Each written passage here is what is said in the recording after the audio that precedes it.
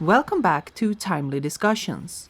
This time, we will be talking about Game of the Year award winner Astro Bot. Developed by Team Asobi and released in September 2024, published by Sony, and featuring Astro Bot from Astro Bot's Rescue Mission VR and Astro's Playroom. And another one, I think. The Playroom. The Playroom. Oh yeah, it's just called The Playroom. Damn, this series has really bad names, by the way. Yes. Yes. So why are we doing this? This is 8 months after the game came out. Why Is are we it talking? 8 months? It's 8 Damn. months. Why are we talking about this now? Partly because we got our hands on it finally. Yeah, mainly because we Yes. just played it now. We have just borrowed it from the library. Yeah. And we played it for a week, We essentially. were waiting for like a sale or something, and then it became really popular and got the Game of the Year award. And I think Sony were like, we're not dropping the price on this one. I mean, it has dropped in price, but not significantly. No, we were waiting for it to be like $10 in a month, and Sony games usually are. Not really, but like as were in the olden days. So the good old days. The good old days of price drops didn't happen, so we were like, I don't want to pay for this game. Sorry. And then, of course, the second reason why we're doing this. There was a lot of hype surrounding this game. So incredible hype. Yes, an incredible hype. Everyone's saying like this is a masterpiece. You have to play this. This is an experience that you must have. It's a statement for the industry. It's a statement for the industry. It is. I've seen people call it like once in a lifetime. It's like yes, all of these 1 in a million. The best 3D platformer some people have ever played. The most creative, joyful thing they've ever played, and that's a lot of praise. High bar. And fair enough. Yeah. Like if you feel that way. So when you then come into that after 8 months and you go like, oh, what are you all of you guys talking about? Like, I don't understand. I'm confused. Because setting the scene. This is how we go into this game with like one of the most hyped games probably like ever. I've rarely like seen in hindsight, not before release, but post-release hype cycles. I have rarely seen a 3D platformer get this much like fucking. They're creaming that butt. They're glazing it with cream. Yeah, they're just fucking making a whole cake on Astro's butt. Yeah, they are squeezing that cream bottle all over that ass and smacking it around, and they're like, with big robot hands. Yeah, they love it. And I don't want to. The thing here, I don't want to disparage all of these people because what I find so intriguing about this is usually this happens in the other direction for me, where I play a game and go, but I feel like I'm gonna be very negative towards this game. Then I check what people say online and realize, oh, I like this way more than everyone else. Games that were like that were Soul Seraph, Balan Wonderworld, Yoshi's Crafted World, Sonic Unleashed. That one came around. It's always good to go into something without knowing what other people say. Yeah. And when we see that people are like super negative, you kind of like, oh, turns out I kind of like this a lot more. Bionic Commander was another one I played, and it's like, wait, people don't like this? What? Yeah. And in this, with Astro Bot, it's kind of the opposite. It's kind of the opposite, but not as strongly, I think. Yeah, but it's one of those where I feel like, usually I would play this and say, hey, this is pretty good. It is and I pretty felt good. Like maybe I would even be going a little bit higher praise for this even than average. like telling people, this is a great one to pick up. It's kind of being like, I hope they don't. When you recommend something sometimes and say it's really great, you always have that little thing where like, you kind of clasping your hands and going like, I hope they don't think it's like the most groundbreaking thing ever. Even that they're based gonna on be how we're really, talking about it. really confused or something. And this is the case where you play it and go, this is pretty good, and then you go online and see best ever, and you go, oh, best of the year, even like game of the year. I don't know. To start it off, I think. So I wanna lay the ground here at least, so that everyone understands before they write an angry comment and telling me that I'm a stupid idiot. Just off the top. Off the top. This is a good game. It's a great game, even. I think it is like, to use a gamer word, it is extremely well made. Oh yeah, the writing advice of the day. That you can only say extremely once. Yeah, and we have used it now. We used it now. We've used it now. So it is very well made. It is a game that I think has a lot of stuff going for it. So I think you were a little bit more positive towards this than me. I will say this. I think I like 3D platformers more than you, though. Like, just from the perspective of being Depends, like a real weirdo that eats it up. I think we're talking slight degrees there. Slight but like, degrees. because I love 3D But this is also, I think we're... So I think my take is a little more that this is pretty good. Yeah. But I feel like I have played a lot of 3D platformers where it's just... I feel like I have played this before. Yes. In fact, I have played it before. It's called Astro's Playroom, you know. Yes, I agree. And that's part of, like, it's not just that I've played similar platformers. Yeah. It's that I've played this one before, but in a smaller package. Yes. Like, that game is not that different from Astro Bot to where I would be like, oh my god. Yeah, my I think mind maybe we is can blown. just start with talking a little bit about Astro's Playroom, because a lot of the perception around that game seems to kind of phrase it as a sort of demo. It is a tech demo. Yeah. It's included in the console. It's showing you the but features it's of it. unfinished. Yeah, people were kind of going That's like, how this people is just a proof present of it. concept for a real game. When And is the I real game felt coming? that Astro's Playroom was feature complete. I know it's only 4 levels, pretty big levels. There's lots to collect. Like, it lasted us like a day or two. I don't know. We took everything in it. Because I am very used to old platformers. Yeah. Where you play Jumping Flash, you beat it in not even a day. 2 hours? And then it goes like, you can play it again on the harder mode, like with the extra level challenges. That's one of the things that was actually kind of refreshing about Astro's Playroom, because at that time I had, I think that's around when I was starting to play Crash Bandicoot a lot again. I'm pretty sure. I'm not entirely sure. I think it was slightly before. Yeah, but it's like, so that game you finish in 2 hours, similar to Jumping Flash, and I think. One of my biggest... I like that. I like short games. Yes, one of my biggest pet peeves about gaming now is that it's so long. Yeah, the games are long ages. and overblown, because I think it's just the sort of how people perceive them, that if they're not a certain length, they're not worth the purchase, and I get that. I mean, I don't want to buy a full price game and be done with it in the same day. In 2 hours. But this was free, and I think that adds a little bit of the sweetening on top. You buy the PlayStation 5, and they're just kind of going like, "Hey, here's some little game." Like, I didn't even know there were other Astro Bot games at the time, because VR, I can't play VR. Gets incredibly nauseous from just first-person games, except Jumping Flash, except for Jumping and Metroid Prime. It's just the rigidness. I like when they're stiff. So I didn't know about Astro Bot at all. I can't even remember if I think I knew there was a bonus game on the console, because I probably heard about it.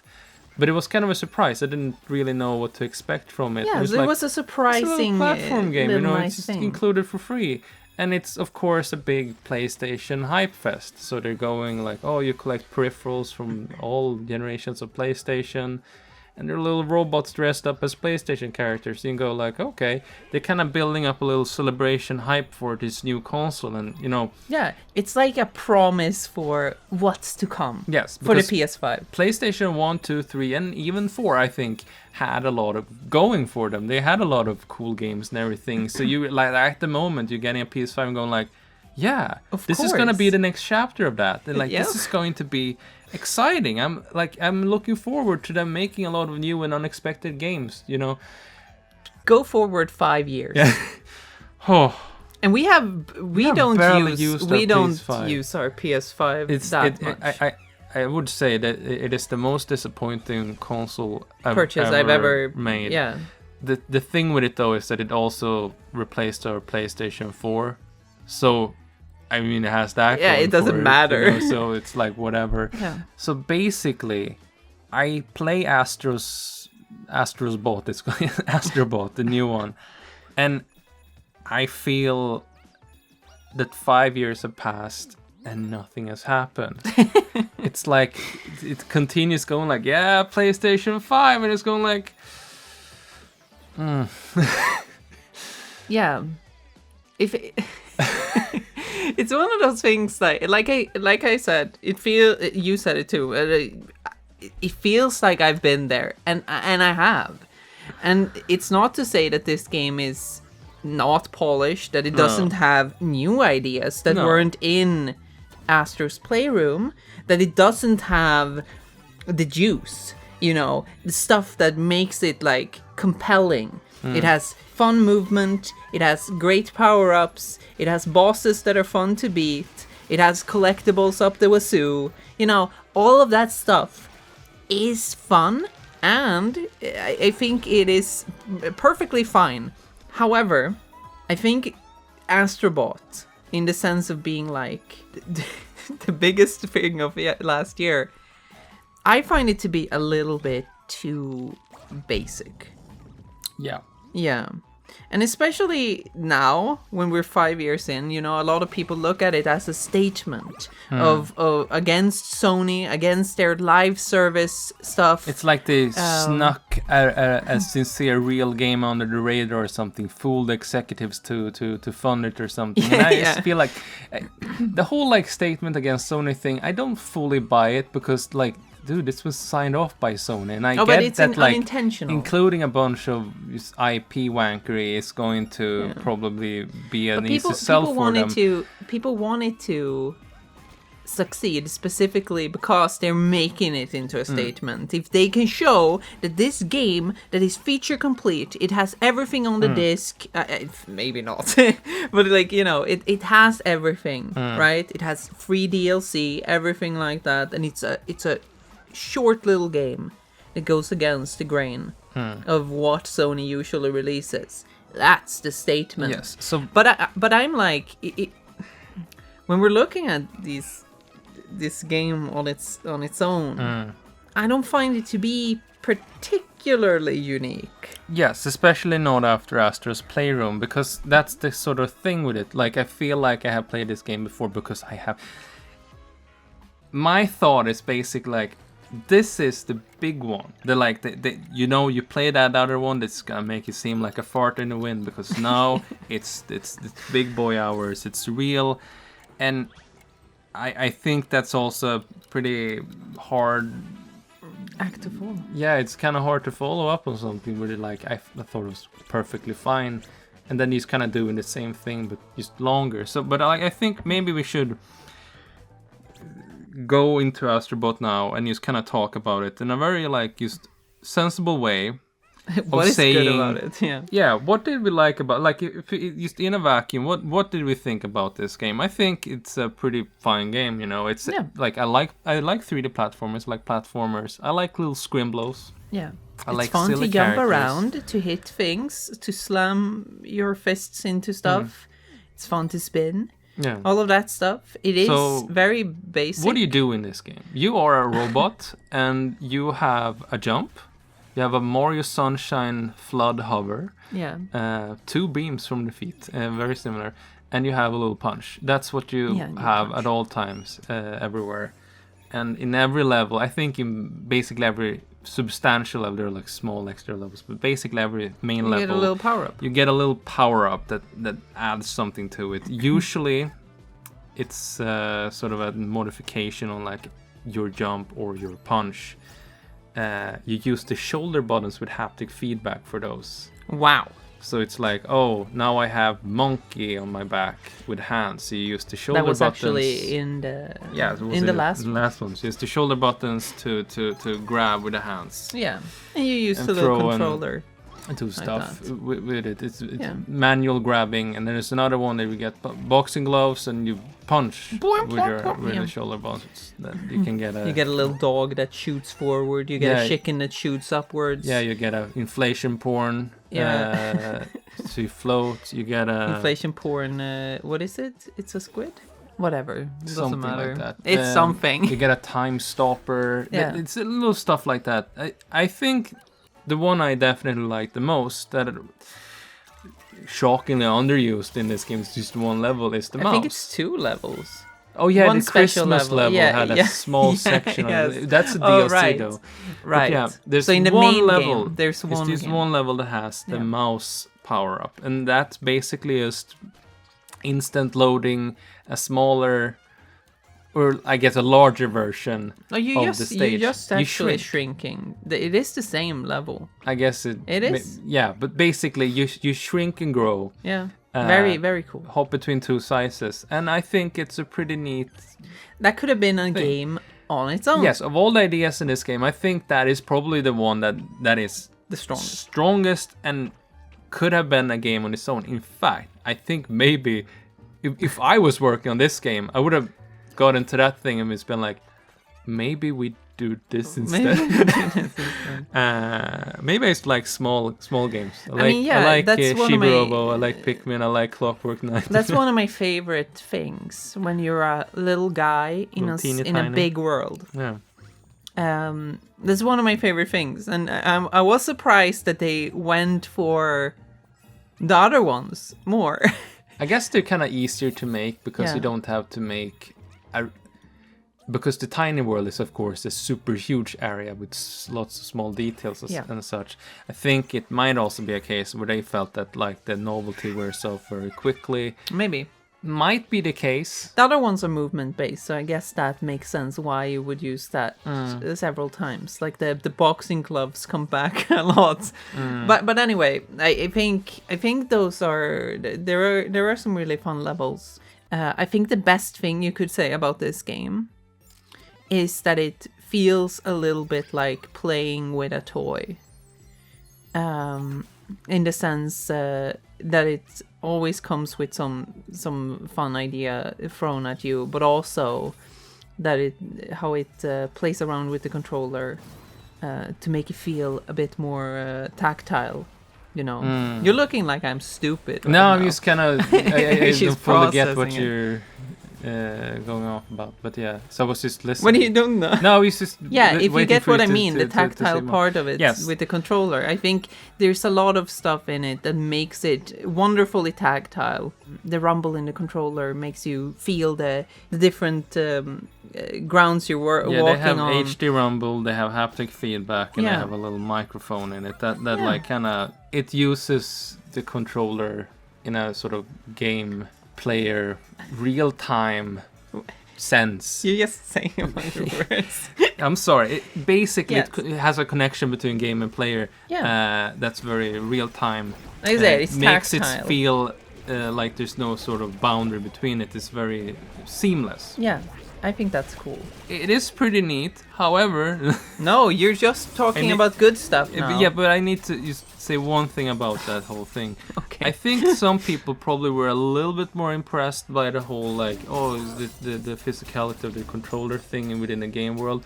Because... I don't remember how much they did of that in the last one. But I know that they did. Yes. So basically...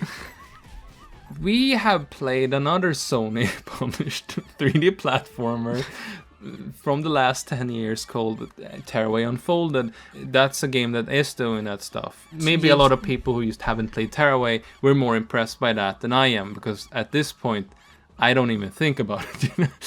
Anyway, I'm just saying, I think it feels nice. Because like a little toy, I think in that way it feels a lot like Tearaway. The same fun that Tearaway provides, although not as cool. Because Tearaway does the whole thing where you throw the things into the controller and you can rumble it around. Yeah, and there's stuff. a little bit more back and forth. But they have the same idea of like the tactile feel of holding something in your hands. Yeah, and I think that's commendable because games don't do that. Yeah. They are very po-faced these days a lot of the time. They're like, no. The only thing you feel with the controller is when you pull the trigger to kill someone. That's when you feel the trigger. You kill someone. Yeah, I guess that's the thing. Them. That's the Astro Bot is going for it. That's another Tearaway thing. It uses immersion in a way of like, can almost do a little magic trick of making you forget that the thing you're holding in your hand is not actually the same thing that's on the screen. Yeah. It's a different one. And just a direct link between them. I think that all of them... aware that you're sitting and playing a game. It's immersion in a way of like making you connecting yourself kind to of the game. feel more like a window. A lot of game developers otherwise are very, very afraid of the fourth wall. Yeah, you don't break that stuff. But both Astro Bot and Tearaway do this. And I think, in fact, that all of the Astro Bots kind of do that, because we have the first stuff. Just VR, that is the VR things, and the controller in that one, as far as I've seen, is You're like, basically sitting in the world. You're a giant robot in the world, Yeah. but also you're holding the controller, and Yeah. it has different powers. And I think that's brilliant stuff. And then That's probably the best parts of these games. Yeah, and in then some Astro's way. Playroom is essentially you set inside your PlayStation 5. That's kind of how it's sold. Yeah. Like, this is what's going on in the console right now. And you pull the triggers to do different things, and you feel it, and then it has the rumble and stuff like that too. I gotta say though, in the last 5 years, I think this is the second game I played with haptic feedback. Might have been something else that I'm forgetting about, but like, it struck me that like, oh yeah, I haven't really felt this haptic thing since Astro's Playroom. I actually, you do have it in Ratchet and Clank, for example, yeah, I never which played that is one. another 3D Another platform. 3D platform for Sony on the PlayStation 5. Yeah, who could have guessed? Oh my god! But in that one, though, like I said before, you use the haptic feedback to kill someone. When people usually use the haptic feedback in the triggers, the pressure thing, it is often just to kill someone. Like, that's what you feel. You're like, oh, how do you feel the rumble in this one? Oh, it's a gun just fucking... And then it's like, and if you pull the trigger, it like has some little like pushback. It's like you gotta pull it really hard, and it's like... And you feel it, and you're like, oh, this is so cool.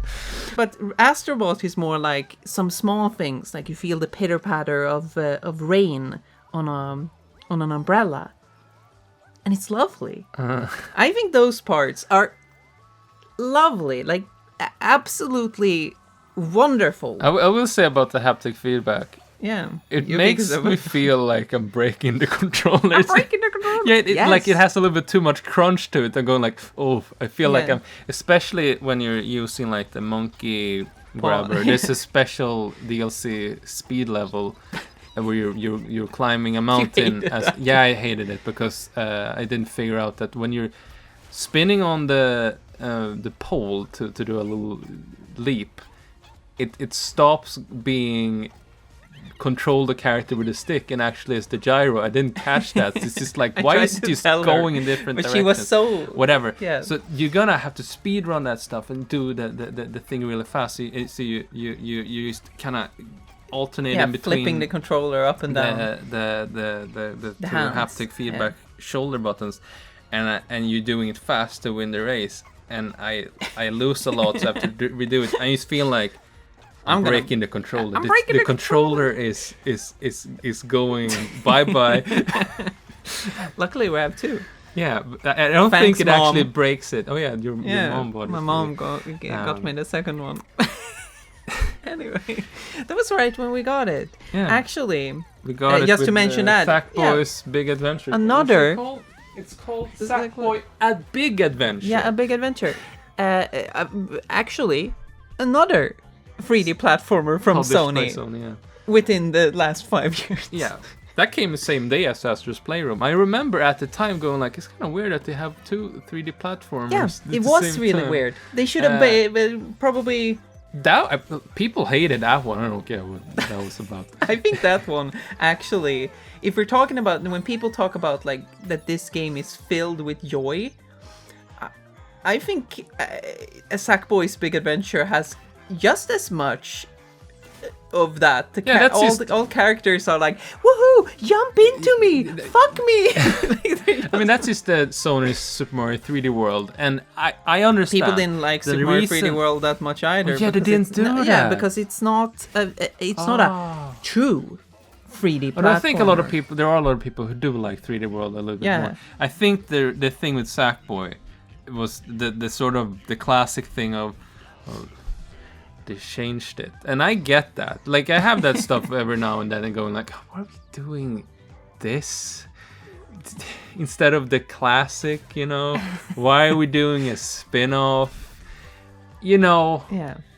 to me though, it's just kind of going like, yeah, it's a 3D platformer. It's a nice pretty little platformer that you can play multiplayer. And when we were playing that, I was thinking that like, this is what they're doing instead of Tearaway, because no one really cared about Tearaway, so you gotta put Sackboy in it. And no one cared about that, so now they're putting Astro Bot in it. Yeah. I also think, personally, I think Sackboy is a much more appealing character than Astro. They're very similar. I know a lot of people hate Sackboy too. I do think that like... No, but I think he's like, it works better when it comes to like the cameos. Yes. Yes, because you put a little suit on him, and he's a little bit like he's a little dress-up doll. I feel like Astro Bot. We can talk about the little references, I guess. What do you like about them? That's what you gotta talk about first. Because we're talking I just wanted to talk with about them. Astro Bot's design a little bit. I think Astro Bot lends himself to being himself pretty well. I think Astro Bot, vanilla Astro Bot, looks It's pretty great. nice. What I like about him specifically... Looks like Eve from WALL-E. Yeah. What I like about him specifically... Little iPod boy. Is that his eyes... He doesn't have a mouth. No. So he conveys all of his emotions through the eyes. Yeah, and I think they have done a great job of like showing what he's feeling. Old-fashioned Japanese ASCII smiley. Yeah, I think it's really good. But now that you said it about Eve, Yeah. it's actually a straight rip-off. Oh yeah. That's what I thought the first time I didn't saw even think about Astro Bot. I was just like, I haven't it's like seen that WALL-E. movie in a little bit. In a hot minute, yeah. But like basically,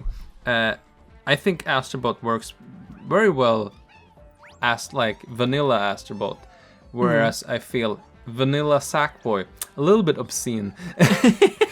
It's disgusting. Yeah, get some clothes, you know, put something on, boy. That's why you put things on him. Sackboy is also a little bit more malleable. Sackboy can be Sackgirl in a more very firm way. Can have different fabrics and materials. colors and makes. That's why you should make a new one, because the way you could convey different materials now Sackboy with this new fidelity, I think would be really cool. Sackboy is a little bit more Western leaning. He emotes with his mouth more. He's a Western ASCII smiley.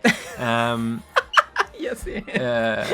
And I think that kind of works a little bit better with trying to dress Sackboy up, because Sackboy had a lot of costumes. You got a lot of costumes in the game, and there were a lot of DLC costumes. So he could be Eco, he could be Ratchet and Clank, He could be God of War. He could be God of War, he could be Muppets, he could be Jack Sparrow, he could be Solid Snake, he could be a lot of guys. Yes. And I don't think that Astro Bot is as well suited to be all of those things. No, and that's one of those things that strikes me, that you have all these, in every level you have collectibles, Blangos, you gotta rescue the bots. There are a lot of bots that are just regular bots. They're not You kick them in the ass and they fly into your They want you controller. to kick them in the butt for some reason, and they're just Astro Bots. They are the toads, the minions, the rabbits, the Smurfs. Yeah. They are little guys, but every level has like 2 or 3 that are special. They've been dressed up to resemble just a character from usually a Sony game, but predominantly PlayStation games. I don't think there's any bot that's in a game that's not on the PlayStation at some point. PlayStation-related characters. They do stretch it a bit. There's like a Ghouls and Ghosts. Ghouls and Ghosts. What's his name? Arthur. And he's going like, I guess there must be one of those on the PlayStation. I don't really think about the PlayStation when I see that guy. No, he's... That was one of the... I got so mad. Oh, yeah. Because I was like... This was before, Sir Daniel? Yeah, this was before we had found Sir Daniel. And he's like tied away somewhere. Like he's like, they just fucking put him to the side. corner. And I'm like, what the fuck is this guy doing here before Sir Daniel? Yeah. Okay, so anyway, from what you like about that part though, because It is neat that they're having a little cameos, I guess. That It's like, cute. hey, it's cute, and some they of them are especially cute. they don't mention the names. I don't agree with the thing of not mentioning names or being like they just have. It's like a guessing game of going like, can you guess who this is? Because a lot of the times you look at someone and it's an Astro Bot with a brown wig. All those brown wigs. So a lot of brown wigs, and you go, I don't know. And it's like, it's the guy from, from that game. And I go, which one? Oh, Heavy Rain?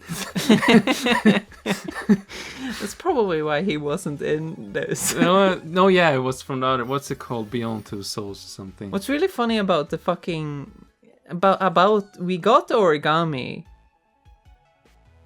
but I don't know where it is in the game. I think the guy from Heavy Rain is in the big crowd. Yeah, so you have the hub, by the way. You start in a desert. The PlayStation 5 spaceship is in the desert. Has and been you gotta destroyed by a green alien man. The most generic fucking alien you've seen in your life. I was kind of shocked that was the villain. It's going like, Okay, so you repopulate it like a convention center. Like this game, the hub world feels like a game convention. Yeah, a fucked up fire festival. Bunch of cosplayers everywhere. Where's the ball pit? Where's the ball pit? Where's the fursuit launch? I need to fan the Astro Bot suit a little bit. They're all dressed up. And just hanging around there. They're all twerking or something. A lot of dancing. And you get their different parts for them in the... One of the things I like that they got back, the little gacha machine, because it's very and you pull the crank and then you crush the ball with the haptic feedbacks. Very good stuff. Yeah, but so like, it's cute. However, I'm not sure I agree with the thing of not having any names or overt references, because I think as like a PlayStation celebration, it would be kind of nice to just have a little bit of a blurb going like, for people who don't know. Yeah, who is this? What game we're doing in? And I'm gonna have to go a little bit negative here. Where can you play it? Where can you play it? Sony, where can you play a lot of these games? Where can you play? I'm not gonna do this, but someone needs to compile a list of like how many of these games featured here can you actually play on the PlayStation 5.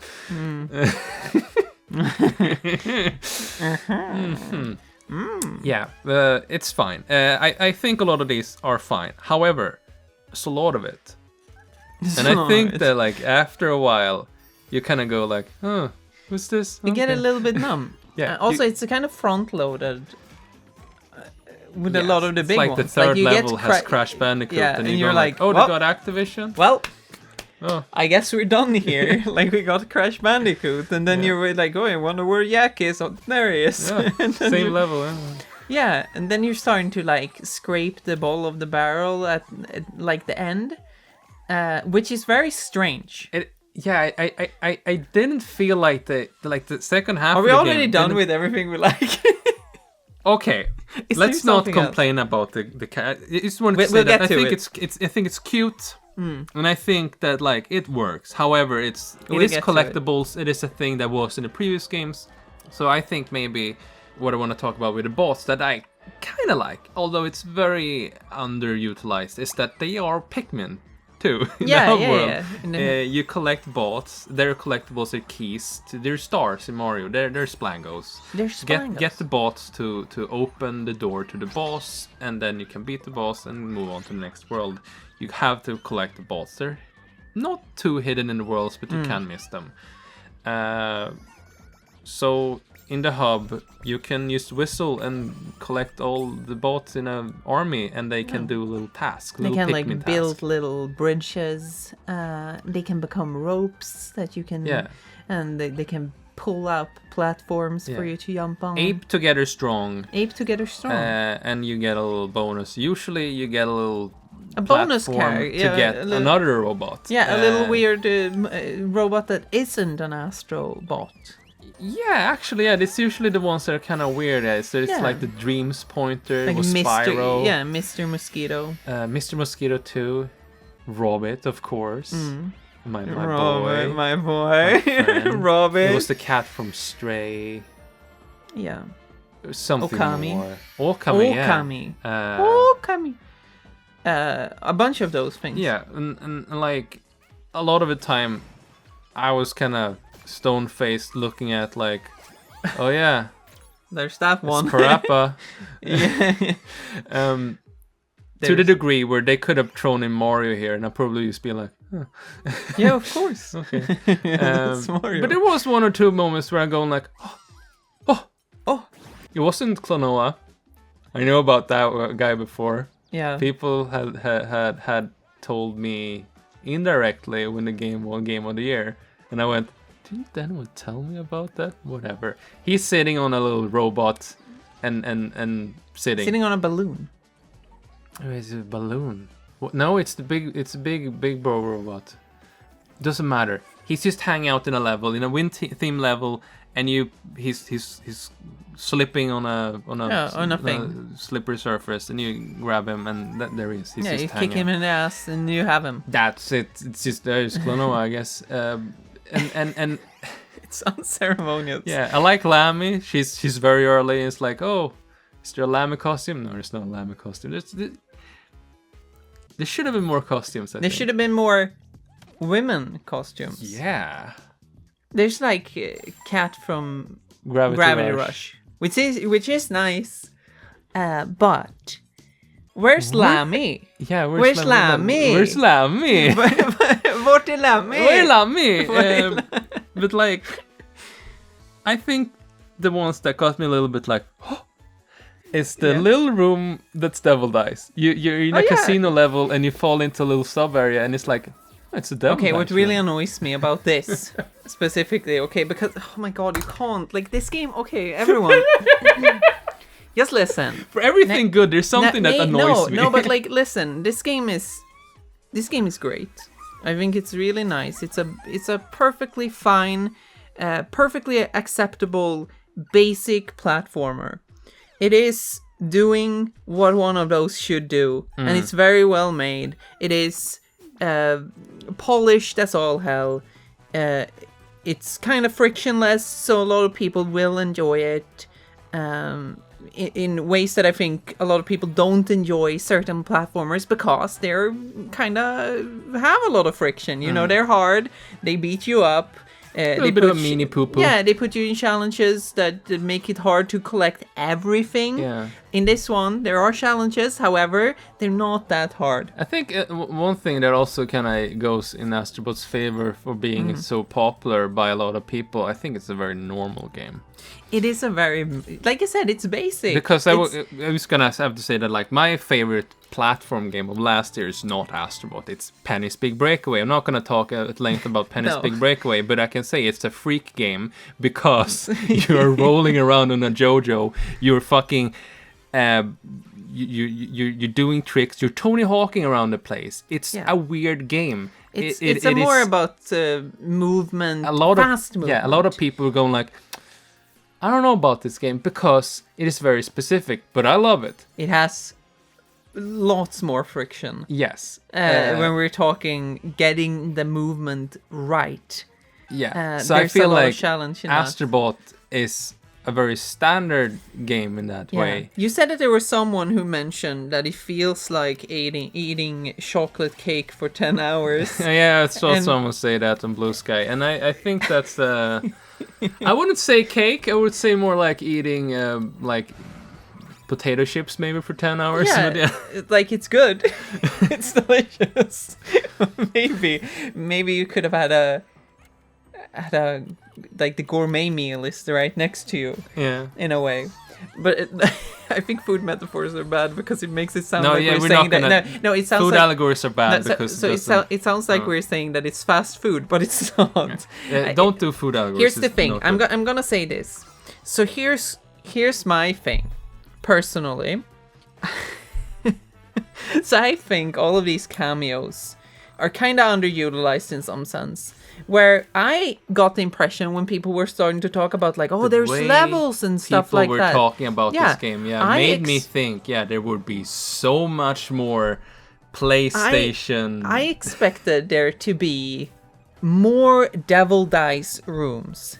Yeah. You know, just a little place. Little panoramas Yes. of a little scene or What something. I was really surprised about is that this game at no point places you in like a low poly world That looks like that looks like a PlayStation 1. PS1 game or even a PS2 game. Like they don't emulate this look even once, even though they have a kind of level type that is just generic retro game visuals. Yeah, it's a voxel. Like the most generic retro visual style I've ever seen. It is when you're going like, what does a retro game look like? And we want to be just voxel, very it's just unspecific. voxels. And It's the credit sequence for the Astro Bot movie. yeah, and yes. And that part kind of annoys me. Like, I'm not telling them what they should do because this stuff would take longer to make. But at the same time, I'm like... It is weird for a PlayStation-centric homage game to be doing a classic retro level type yeah. that is doing... This is what video games look like, as if you're telling your grandpa... And it's like... No, you're like your nephew. Yeah. Here's what games look like back in my day. It's a sort of weird feedback loop of going, this is a generic level type in a game that has a very specific relationship to this very type. Yeah, nostalgia. This theme should not be in this game, I don't think. I think that's the one that's like... Fall pause. You can't do this one. Yeah, because so I think I wish there was more of that stuff that you would go into a level and you would see it like, oh, it's the opening level of Crash Bandicoot, right? It's the Insanity Beach, or then maybe another one is like a little room that looks a little bit like maybe medieval, right? A little place where you're like, oh. It's Gallomere. What the fuck? Like you would that stuff I think would be really cool. And what kind of disappoints me about that is that, like I said before, they kind of front loaded with a lot of the bots. So by the fucking end, when you have collected everything and they give you wait before we get to that. Okay, no, are we just in the fucking zone now that were you complaining? Yes. Then I want to do something before that. We're gonna go a little bit in order. So this isn't spoilers. Like the cameo fucking references aren't spoilers. If you at this point, yeah, suit yourself. Whatever. We're gonna go through them in order though. Every world, there are 5 main worlds in this game. Every world ends with a boss, and then you free a little scrimbler from the boss who goes on to have their own themed levels, and these are basically what I kind of expected there to be more of, the way people talked about this. Yes. So the first one is Ape Escape, and that's a high bar to begin with, where you kind of going like, because that concept is weird. It's not just because I like Ape Escape, but it's because it's kind of a classic Sony thing. Bit of a, it's not a deep cut, but it's a unexpected one to bring up today. It's a freak one too. Yes, because you're emulating Ape Escape here. So you have an Ape Escape level where you're playing Ape Escape. You have the net and you have the little sonar, and you're playing Ape Escape, and it's kind of maybe the most friction this game has, because it's like, hey, you gotta catch these slippery motherfuckers. But like that's nice, and then your brain starts thinking like, oh, what else could they do? What else could it be? And you nothing. You're going so like out there with your thoughts. The next one is God of War. Yeah, it's the new God of War. You throw the axe, and the axe returns to you when you press the button, and it's nice. And I felt like, oh yeah, of course you gotta have one of those, and then it's like. And it's Uncharted, and you have a gun, and it's like, you shoot the gun. And I'm thinking, at that point we're like more than halfway through the game. I'm thinking, what characters haven't we seen yet? And I'm going like, this gonna be an Horizon one. Yeah. But it could be one more, and that's true. It's Loco Roco, and it's like, oh, Thank you. Loco Roco. Yeah, surprising. It kind of comes at the point of the game where Made you me sick kinda, though. God, it made me so sick. That's because Loco Roco is meant to be on a handheld where the screen is on. So you move it. So you move the console to affect the gravity of it. But when you're not doing that, the screen, the world on the screen moves around all over. It's seasickness. This is what seasickness is when your horizon is just moving around. Yeah, not moving in a way that you expect. Yes. I felt nauseous from that level. Yeah, I couldn't. I looked at it for 2 seconds. It's like I was felt really like annoyed I that we had to throw go up. back into it to collect the. And then it was a thing. mandatory level. I was just like, I would skip this one otherwise.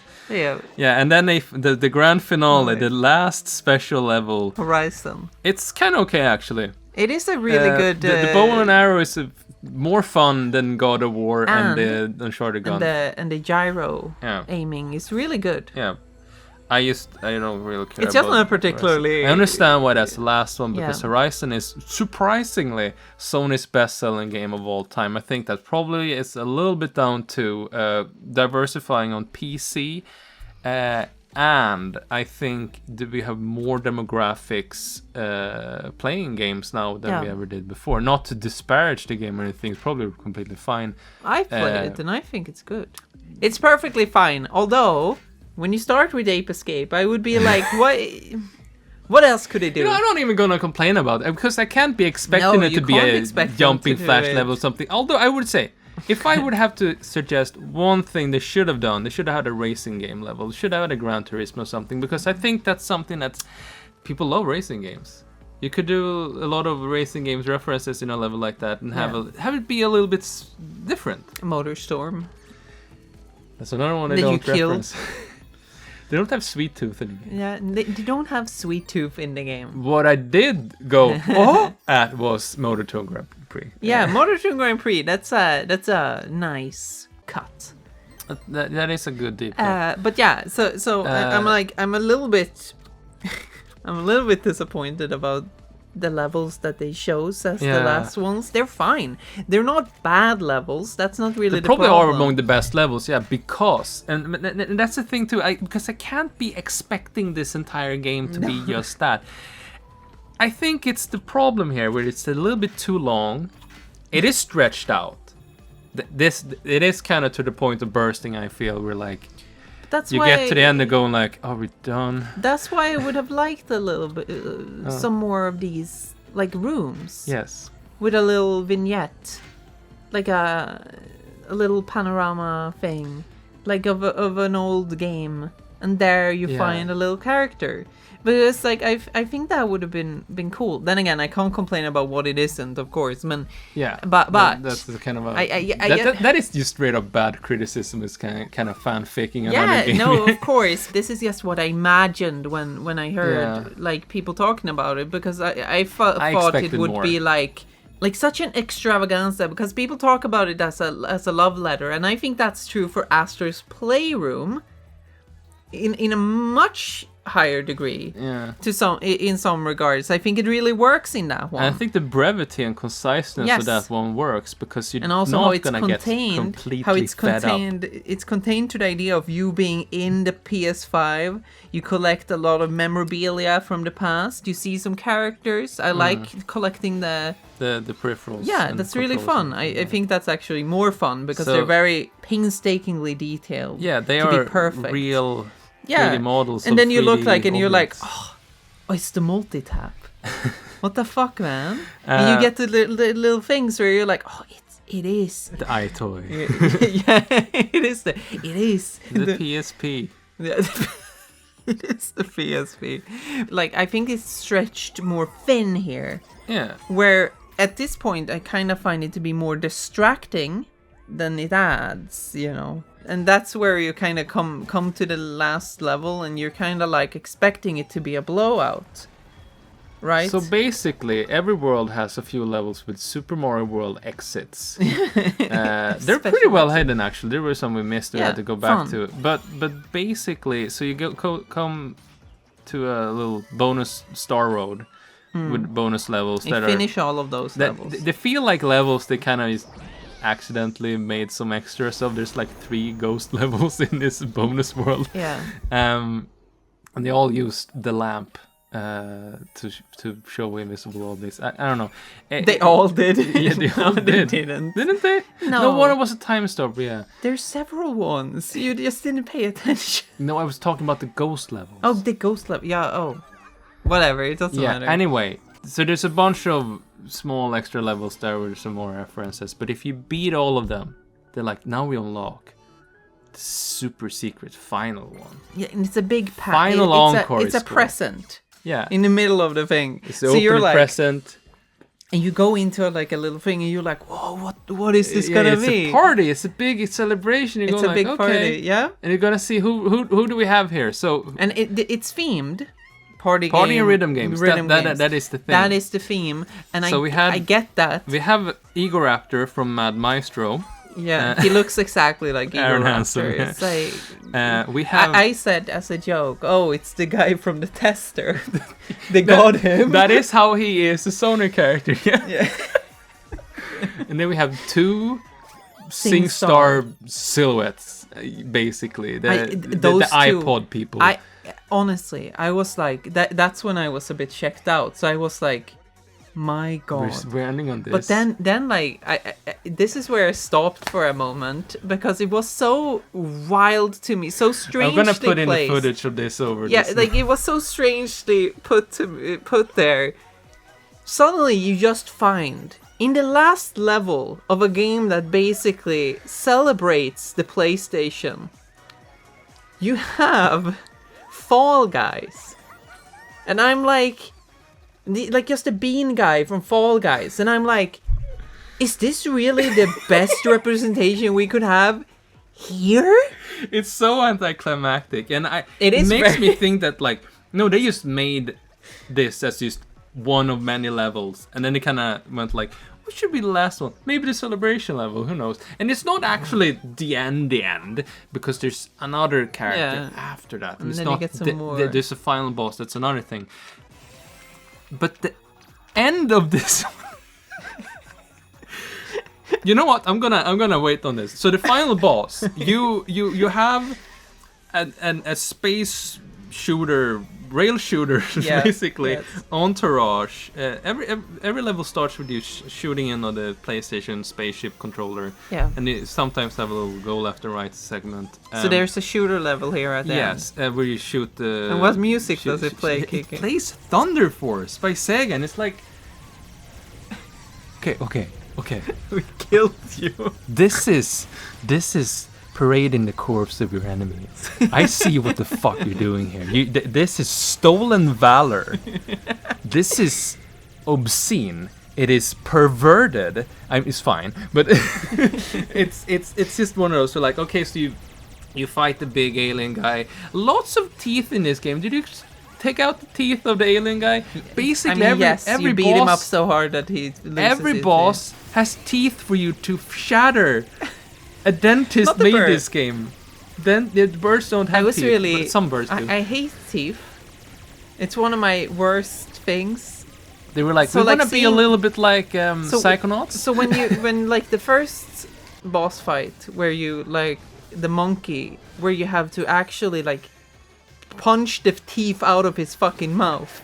They're all robots. It's like, okay, but it is a little bit. No, but it keeps happening. It is. Like they just keep happening. It Where is- there's the robot guy where you pull his fucking his lower jaw up and it like crushes his teeth. It is cringe in the classic definition of the term of going. The snake fucking spits out one of her teeth. She's Yeah. like, because they're He's so being hard. so mean to these guys. Anyway, I, so yeah, the last final last encore thing, yeah. level, the last thing at The last end, bot. it's Ooh La La from Space Channel 5, and I'm going like, A you Sega game. can't end twice on Sega stuff. That's not okay. What the It is, for me personally, I think it's very strange. It's one of those things where you would be like, oh, they put ooh la la in it. How cool. Yeah, but this is the end of your Sony platforming prestige game where it's like, hey, do you remember? Our maybe you past? should have put Parappa here. Maybe, oh my God. Maybe Parappa should have been at the end. I Maybe don't know. you should have put something. Whatever, it doesn't matter because at the end of the day, I think that while Astro's Playroom was a love letter, it was not only a love letter. It was a history little exploration of the PlayStation brand. Cute. Contained within the PlayStation 5. It's like, here's your new console, let's explore it. And then there's a bunch of stuff in it. And you feel like, oh yeah, this generation is gonna be great.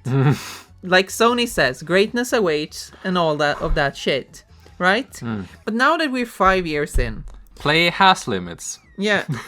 Play has limits.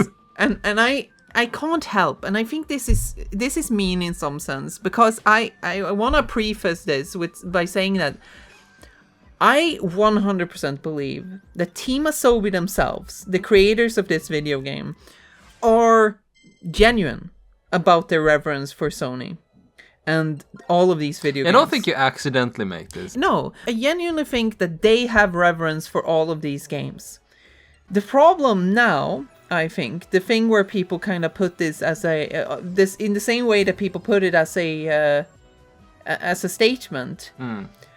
I think personally that after 5 years of the PS5, I don't think Sony deserves this kind of reverence. No, not only that, it is unearned. Yeah, it is unearned, and also it's hard for me to not be a little bit cynical about it, despite Team Asobi's personal, genuine feelings about this. So I think it's hard to look at it and not come to the conclusion that this is kind of like parading a bunch of corpses. Yeah, so what I wanted to say about that, I don't see Astro Bot as, some people call it a celebration, and I'm just going to be blunt and say, I don't see this as a celebration, I see this as a memorial service. and like... And maybe that's me. I'm not saying that... I don't think that's mean too either, but, and like... Because the first thing I heard about this game was a lot of people going, Team Asobi should make an Ape Escape. And that kind of took me by surprise first, because I was like, oh, that's a very specific pick for that's people a specific to take. thing. And that's nice. People want another Ape Escape. And then I played it, I was like, oh, it's because they made a fucking Ape Escape level, and that's the only one they did. I'm gonna say this. I think it's like, I know it's cynical, and I know it's not super positive, but for me personally, and I don't think this is because I think that they need to keep making Ape Escape games forever. I don't think that they needed to keep going with the Web Ribbon for 20 years. No. I don't think that they needed to continue Jak and Daxter. I don't think they needed to continue with Uncharted. I don't think they needed to continue with like Medieval. I don't think they needed to continue with Wipeout, whatever, all of that stuff. You gotta replace it with something. Yeah, yes, because that's usually what Sony Studios are really good at. They move from one thing to another. Yeah. You go from Crash Bandicoot to Jak and Daxter, and then you go to Uncharted, and you still see the evolution there. Yeah. You know, he's still doing platforming things. Yeah. You see the roots. If you play the first Uncharted, go back to the first Uncharted, and you're gonna be kind of surprised how much it looks of DNA.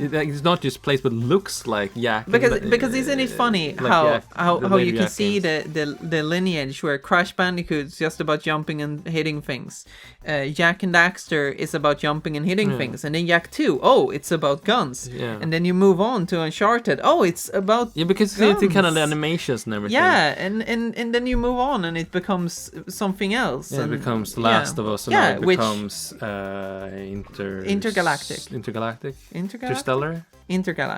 Interstellar is the movie, I think. Yeah, but Interstellar is between Star Wars. Yeah, but I think it's Interplanetary? I think it's intergalactic. Whatever. My point is anyway that's not really what I'm looking for. No. What I'm looking for is for them to make something else. That's why I don't personally think that the best outcome would be that Team Asobi gets duty of just housekeeping the old franchises. Yes, I don't think the best outcome is that Team Asobi gets to make Ape Escape, even though I would be super happy about it. If they want to make it, sure, but I think that, especially since they are making Astro Bot, I don't think there's not a big leap to Ape Escape in both a good and bad way. I think for me, it's just one of those cases where, like, look, I think this getting the Game Awards is gonna be blunt. I felt a bit premature. I feel like these guys have it in them to make a genuinely great game that is not connected, plastered with a bunch of PlayStation advertisements. Junk. And that's one of those things. I read about this a little bit, and I find this interesting.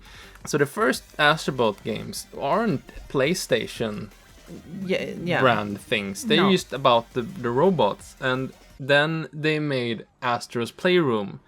That is a PlayStation thing because it's a PlayStation tie-in. It is a free game on your PlayStation 5. So they're doing a PlayStation theme with that one. And then they kind of paint themselves into a corner. Everyone with a PlayStation 5 has played Astro's Playroom, presumably. Everyone has it. Everyone has Uno. And basically no one has played Astro Bot Rescue Mission because it's a VR game. So when they're making another full-length game, they are now in a position of everyone's going to expect PlayStation stuff here. I read about it. They were considering not having any of that because that's not the standard for Astro Bot, actually. I think it wouldn't have been as... I think they were correct in assessing that they would have been a bit critiqued for not having that problem. Or like people would be disappointed or something.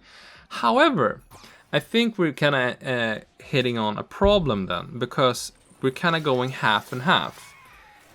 Astro's Playroom is much more of a PlayStation celebration because it's completely focused on that. That's what it's about. It is a bit of like, okay, you're kind of in a generic game location because but it's themed after something. So you're inside a PlayStation 5. It is each level is themed after a PlayStation console, 1, 2, 3, 4, and it's a part of the internals of the console. But then you kind of move on to having just a bunch of just not PlayStation locations. And what I read was basically they were like, they kind of first wanted to go away from the PlayStation stuff and focus more on Astro's World. And this is the point where I kind of have to go, what is Astro's World? I don't understand it. It's the PlayStation. Because, and I don't want to be mean about this, but like these locations are not that unique. They're not very interesting. No. They're all robots. It's a bunch of robot stuff everywhere. But otherwise it's just like they're going full trope here. They're going like, okay, it's a beach level, what do? It's a beach. And yeah. It's grasslands, it's like it's a temple, it's a volcano. Very nice looking. Sometimes you do something like it's ice cream, where it's like, oh look, it's a house that shrinks or grows. Yeah. I'm not saying that they're not being creative or anything. However, I really do feel that like there's a little bit of something missing. I feel like this like it's a bit flat, and that's the part where I also feel that like I think if they had just gone full PlayStation and had more worlds themed after PlayStation stuff, kind of have just an open ready template, I do think these worlds would be a little bit more interesting. Maybe. And that's a little bit of my problem with it. I think that's I don't know. The thing that kind of bother me the most is that, like, I'm sorry, I don't like Astro's World because I don't get Astro's World. I don't feel like he has a world. I think he is a PlayStation guy. He's living inside a PlayStation, and then he goes into space, and it's like, what do we have here? what are we doing? But yeah, that's the meanest I'm gonna be. There is also one thing. I think you could have like this finale with the T-Rex. With the T-Rex demo. The demo disc. A great cut, like I don't know if it's a deep cut. I guess it is a deep cut. It's a great historical reference. Yes. That connects to PlayStation in such a brilliant way. and I was so excited when I saw it. I was like, this is the best thing ever. Like, this is so good. But they don't have that in this here, one. no. And it's not that like the bosses are bad here. No. That's why I'm saying that I think that the cameos is kind of distracting. They are because distracting. it makes you expect Much there to more be than there is. more. Yeah. So So when you get like fucking 4 Helldivers in a row, you're kind of like, where is Gabe Logan? Like, wait, this guy from Cypher Filter. where? Where is Gabe Logan? Where is he? They should have had. They had a water level. Yeah. They didn't have the Aquanaut from Aquanaut's Holiday. I guess Yeah. that's just because He's not a character. Art think we're not playing on this one. They were like, "Fuck you guys, fuck off." But also, they didn't make a character for No, but they could have had the submarine. the submarine. Uh, Cowards. they did have Robit. Yeah. Robit is kind of cute, although I don't like that it's ice or Astro Ice. That's just one of those What? cases where like the Astrobots have to look like Astrobots, and you're kind of going like, Yeah. So The thing that What they up? did to Sir Daniel. how they just take off his faceplate and it's like the clockwork mechanics inside. No, it's just it's just one of those generic skulls that they had in all the Yeah. other ones. And I'm like, oh, and one of them is out. Yeah, because they have a screen plate for the face, so when Yeah. you take that away, Yeah, that's man, just I'm what's just inside. like, damn, dude. What I wanted to say is that basically, Yeah. going back to what I was talking about before, I think as Team Asobi has it in them to make something that is Completely unique. completely unique, that is not, because I think that what they were doing with Astro Bot first was probably pretty interesting. It is I very wouldn't know. I interesting, don't. yes. I'm not gonna play the PSVR. No, game. but it's interesting from the same perspective as From Tearaway what I've is. seen and heard about it, it seems to be pretty interesting. Yeah. And now they just kind of kept doing that.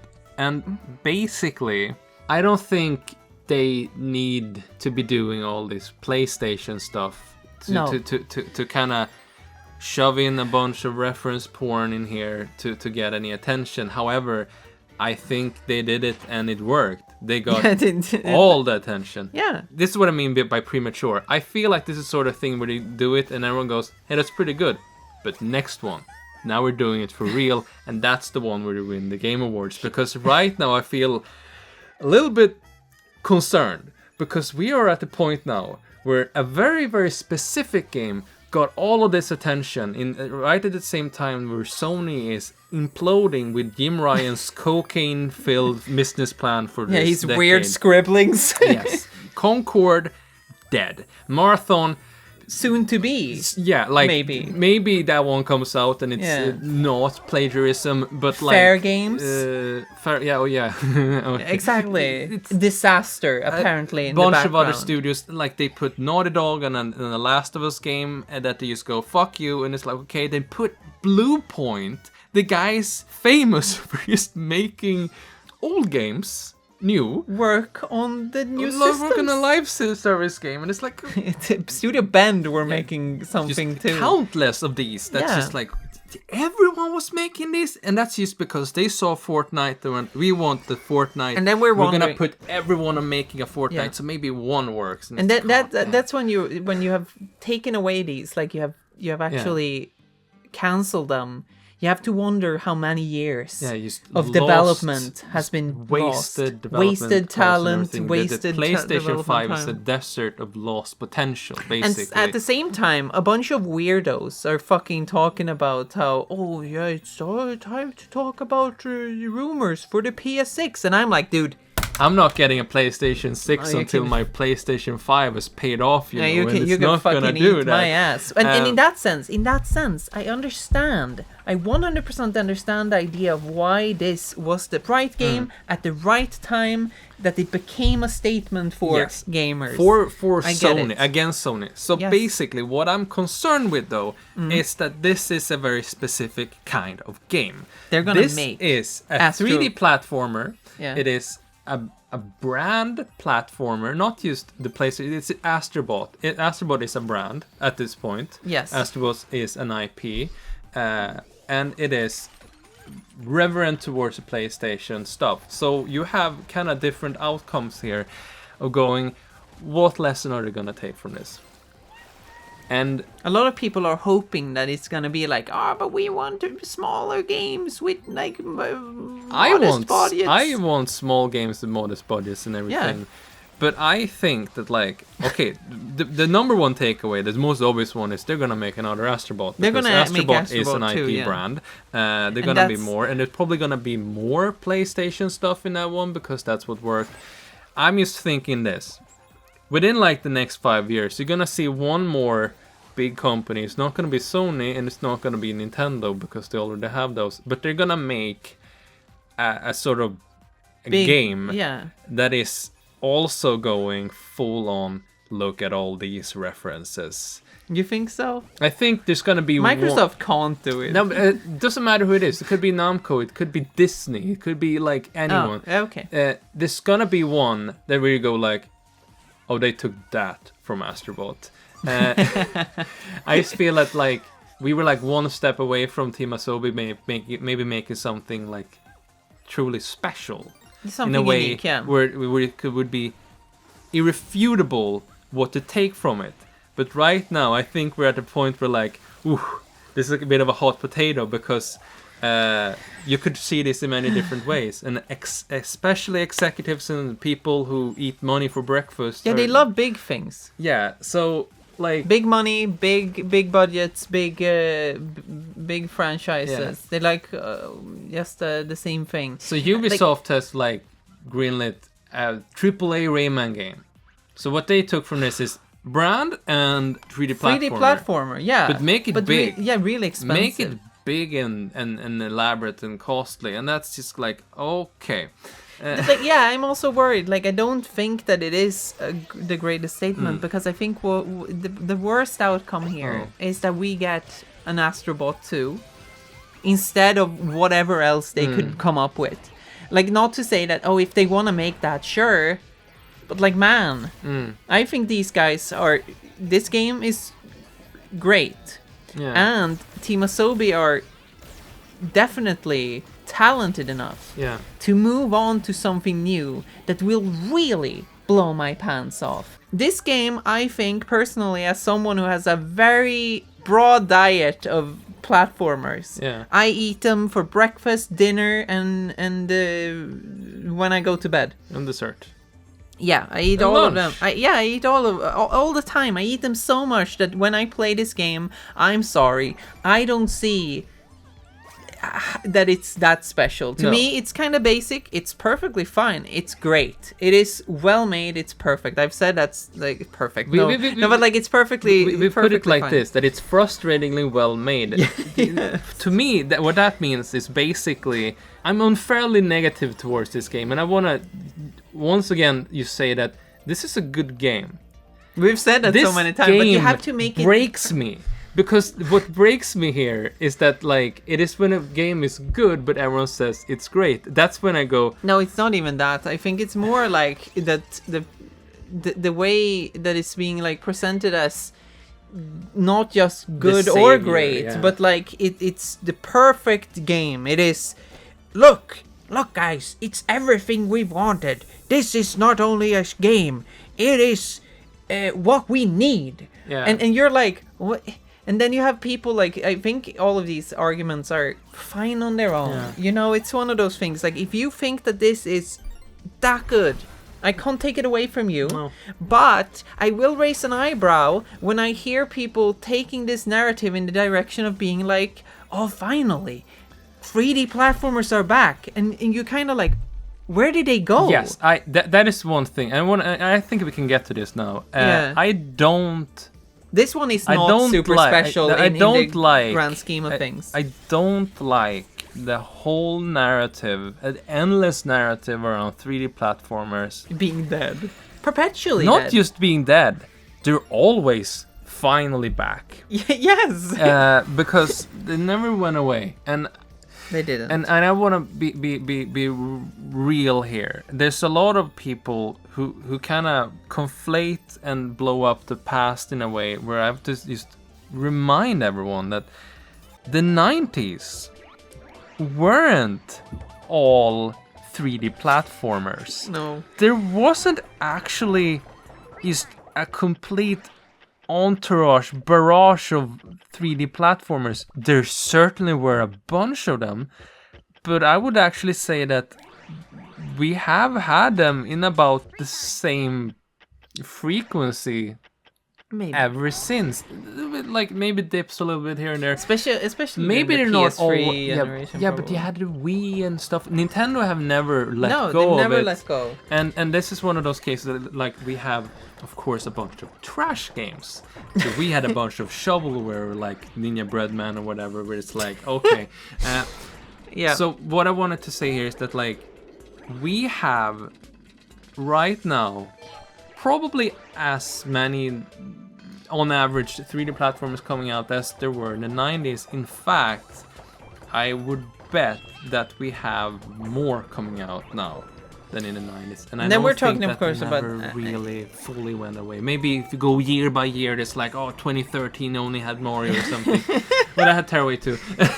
Like, no, yeah, but the like, I don't want to set a number how many we have now and No. then, but my thing is mostly that it's not the most popular genre anymore, not to make and not to buy. However, talking about it as if this is completely unique in this space, it's kind of ludicrous to me. Partly because I'm playing Nintendo games. Yeah. But also because I play indie games, and the amount of indie games. Yeah, so I don't want to be anecdotal here and just go, what about this game? What about that game? We talked a little bit about like Mario Odyssey, and I understand that It just game is doesn't now matter. 8 years old. It was 7 when Astro Bot came out. There's gonna be someone in here listening who's like, Mario Odyssey came out when I was 12. Yeah, but also, man, guess what? Time is gonna move fucking faster now that you're in your 20s, you fucking dork. Like, But yeah, it's still in the yeah. store and everything. But like the Sega are making Sonic games like they've always been doing. Sony have But been. they're not as good. Sony have been dropping 2 Astro Bots on PlayStation 5. They had Sackboy, they had Ratchet and Clank. Some people go, Ratchet and Clank is actually not. You have. It Takes Two. Split Fiction. Yeah, Joseph Forrest is just going all off. Yeah, on- he's on just that making stuff. weird 3D platformers. You had Bowser's Fury. You had Kirby's fucking Ballsack Dreamland or whatever it's called. Princess What Peach is it called? Showtime. What is it called? Kirby and the Forbidden Land. Kirby and the Or Forgotten Land? It's right here. It's Kirby and the Forgotten Land. Kirby. He forgot it. Kirby and the Ballsack Kingdom. Anyway, so and then you have, of course, we mentioned Penny's Big Breakaway, Psychonauts. Psychonauts 2. That fucking, I'm so fucking mad about that one specifically because Snubbed no, at the Game Awards. snubbed at the Game Awards. Like, it's actually very strange to me that people specifically talk about Astro Bot in the way they do, but no one talks about Psychonauts 2. Not a single person. And I'm gonna tell you one thing. First of all, I think it's better than Astro Bot. I think it's more creative than Astro Bot. I think it has more pathos than Astro Bot because Astro Bot doesn't have any pathos. Like, Tearaway. what? Yes, and Tearaway also same I mean, we thing. have a whole video about Tearaway. No, but Really? no, but I'm Like- gonna be real. Like, I'm telling you, if someone is gonna say, yeah, but those are not as good as Astro Bot, like, how? Like, I'm sorry. I have another one. Does I have like, another one. From the perspective, like, even some of the games that are technically worse than Astro Bot, I think are more interesting than Astro Bot because Astro Bot is the most basic ass platformer I've played in the longest time. So when someone tells me that this is like the most brilliant platformer they've played, Okay, when people call it the most creative, I just have to be like, no, hold the phone, hold the phone now, hold Stop. the fucking phone. Okay, Yes. I have another one, Balan Wonderworld, and I know a lot of people were big babies about that game, and they hate it. Oh, they hated that game, and I'm just gonna have to go. Look, Balan Wonderworld is a 3D platformer. It is a game it is a video game. with abilities, special forms, and level gimmicks and stuff going on. A lot of creative aesthetics going on in this game. Balan Wonderworld doesn't have a bunch of Funko Pops dressed as Sonic characters. Balan Wonderworld has one of the gems of just the game history. Naoto Oshima creating fire character designs. 80 of them. 80 plus or something. Yeah. It's just a lot of them. And it's just like that. That's the shit I like. And I just think... But it's not good, Kiki. Because I don't want to be angry at Astro Bot. Because it's no, just... but we're not. It should be one of many in a big line here. Okay, I think... And it's like a thing here where I just want us to say... Sometimes I get a bit concerned about how discerning people are about games sometimes. Where they go, this one is peak. This one is the best one ever. And then a game that is marginally different, but mostly kind of the same thing. And people go, this is so fucking bad, bro. You don't even fucking understand. It's like people love Yoshi's Woolly World and people hate Yoshi's Crafted World. And I just go like, oh guys, please, I have to sit down because I don't understand what palettes you guys have because this is not really that different. Okay, I'm gonna say this though. I think maybe one of my things then, and this is a little bit mean. I don't want to make it into a big statement towards everyone, but it makes me feel like maybe people need to broaden their horizons a bit.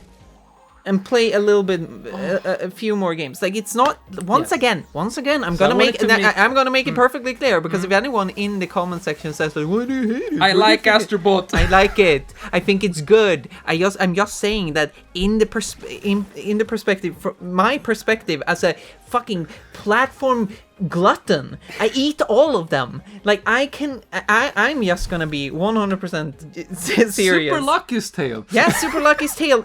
Honestly, Super Lucky's Tale is similar to this one in the sense that it is, yes, a very basic platformer. It is pretty good. It's great even. Although maybe in my eyes, not one of the greatest platformers I've ever played. Like, I can't take this away from anyone, but it genuinely, like, I don't understand because I play so many of these. So what I wanted to say here too, I tried intently to just mention big company games right here, because I feel that we can't be going the whole shebang of being like the AAA big budget games from the big companies are more real. Because I think that is diminishing of the hard work that indie developers do and the quality they provide in this market of having heartfelt, sincere games that are uncompromising and making something that they believe in. I don't feel it's fair to look at a game like Astro Bot and say that... But it has the budget, Kiki. Yeah, to say that this is what it's all about. This is what we've been missing. And it really is this, that... You refused to play anything but what the big companies were churning out. Meanwhile, this was always right here, Bob, and you're missing it. I mean, Tearaway Unfolded. I'm gonna make a sincere suggestion here. Astro Bot is a really good game. If you like it, if you like the tactile stuff with the controller, if you like a 3D platformer that is linear, if you like all the PlayStation stuff and everything, if you like Little Big Planet, please play Tearaway. You're gonna like Tearaway because no one played that game. That's why they had to make Dreams instead. But the jump is bad, Kiki. Shut the fuck up. But the jump is bad in it. Here's some indie platform recommendations. Penny's Big Breakaway, best platform game of 2024. Sudregalia, pretty neat platform game that's kind of a Metroidvania at the same time. You do a bunch of weird, wacky platforming stuff in that one. Lunastice, you're a little like a red panda, and it's another platform game. Tori 3D, pretty nice game. You're a little small game, really nice. Like it's just bite-sized. It's like $2 or something. Corn Kids 64, it's another like a Banjo-Kazooie game. Cavern of Dreams. Cavern of Dreams. It's called. Like a little Spyro-esque thing. Combination, like, feels a little bit like another Rare game as well. It's a little bit of exploring and stuff. Very cool. There's a bunch more. There's a bunch more. There is one, I don't remember what that one was called. There's like one where you're a fisherman guy. Yeah. It's called The Big Catch. Yeah, it's a PS2-esque little platformer. There is another one coming out, and it's like a musical game, musical platformer. Yeah. I don't remember what he's called. There's a bunch of them. It's something Bust Up. It's called Billy Bust Up. This is when we're unscripted. If it had been scripted, god damn, I would have a long list here. Yeah, but also I would say this, and this is a bit more a radical take. But I don't think that separating 2D and 3D platformers is that super important in the end, because they still adhere to the platforming genre in the sense that if you're playing a platformer like Super Mario Wonder, I think you're still gonna get the basic it's too gist. Different. No, like I'm gonna say you're still gonna get the basic gist of what a platformer is all about. And I think if you're eating enough platforming meat, then I think you will be satisfied in some sense by these games as well. They're not exactly the same. But however, I think the way people seem starved on 3D platformers is personally alien to me. 3D platformers have a lot of lineage in 2D platformers, I mean, obviously, but we have games like Bug and Crash Bandicoot and games like that where we kind of... Crash Bandicoot 4. Also That's released. Another one, you know? Yeah. There's so many of them. Yeah, but like, so the lineage has been there of like kind of going between 2D and 3D seamlessly throughout the ages. There's another... next month, a 3D Donkey Kong game is coming out. That's an open world game. the 3D platforming genre is not dead. It has not been saved by Astro Bot. And Astro Bot didn't die for our sins. No. Yeah, no, but like, you know what I mean. And I don't want to straw man everyone, but that's like my biggest thing where it feels like I'm missing something, or I simply don't find this to be as special because I've played so much of these other ones. Yeah. And maybe I perceive time in a different way. Because you're getting older. Yeah, because I'm an old, ancient... You can download an emulator and play old and I do that. Too. That's the thing, They're all pretty good. You should play Jumping Flash. You should play Jumping Flash too. You should play Robit Mondial. Yeah. And all the other ones. Great game. Pretty good game. Yeah, pretty good. I would play a sequel. Yeah. I wouldn't buy a sequel. I would wait for the library again. Yeah, we'll take it in the library again. But like, you know... Get ready to be branded as the Astro Bot hater now. It's really funny because so many times we said that it's good in this one. Yeah.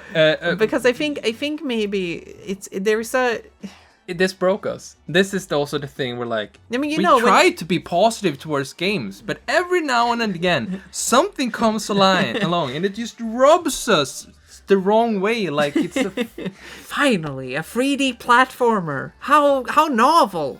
Look how it's. Then they will say in the same sentence, it is so unique and creative and it has so many new ideas, but it's also like Super Mario Galaxy 3, and I will say it's none of those things. Yeah, so but people compare it to Mario Galaxy. I mean, it's because like, there are no spherical planets in here. No, because the mechanics, the structure is similar, but it's Pim, Kiki. When little baby child Team Asobi had drawn with crayons the memories of their dead friends and shown to Daddy Sony, Daddy Sony didn't look at that and go, "Gonna make some more Ape Escapes." They said, "We're gonna make some more Astro Bots." Yeah, we're gonna make some more Astro Bots. And by God, I think there's gonna be some more Astro Bots. Yeah, before you all get tired as well. I'm kind of bracing myself for the big Astro Bot fallout. Oh, next one is probably gonna be so fucking good, and everyone's instead gonna say, "Wow, this one is kind of disappointing and bad," yeah. And we're gonna be like, "What?" That's when we're gonna lose our minds. Yeah. That's probably the best outcome. That's gonna be Transparency loves all games. We're not haters. Fuck. Why did we do this? Oh no.